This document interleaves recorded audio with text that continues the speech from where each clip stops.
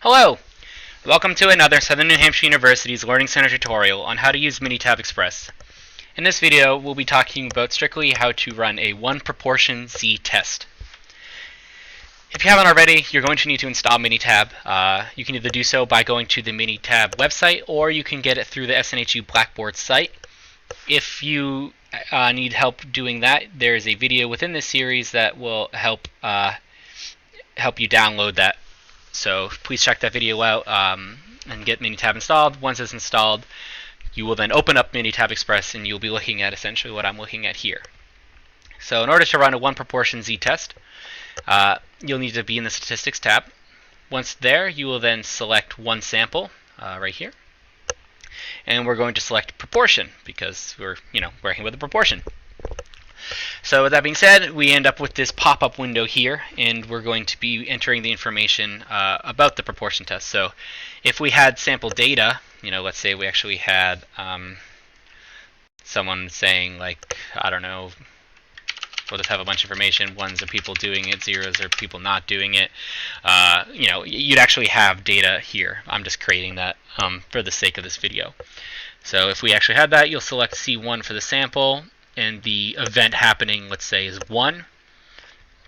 We'll select Perform Hypothesis Test, and let's say that they said the proportion was 75%, so we'll just enter that in. Obviously, these are numbers I'm making up, like I said, so you'll just need to make sure that you're entering in the right information based off of whatever type of problem that you are working with. If you hit the Options tab, you can select which alternative hypothesis that you're doing. So the proportion's not equal to, less than, greater than, depending on what problem you're working with, you could select whatever. You can also select the confidence level here, so 90, 95, 99%, because this will also output a confidence interval for you based off of the information given. And yeah, so if you don't actually have the list of data, you can select Summarize Data, and that's where you'll just put there were 10 events, and there were 10 trials, and let's say 6 of them did whatever it is that we're talking about.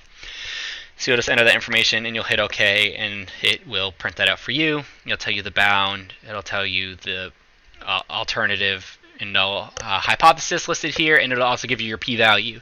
At that point, once you have the p-value, you have the information needed in order to finish your hypothesis test. So you would compare that to your alpha and go from there.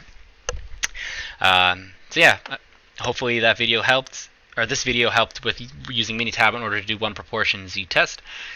Remember, you can do it with either data or summary stats using the options menu.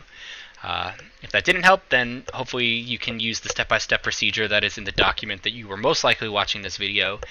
If you are not using that document, then hopefully this video was enough in order to help at least navigate you to get to one sample proportion, and then just being able to put in the information that you need from your actual question in order to find your p-value.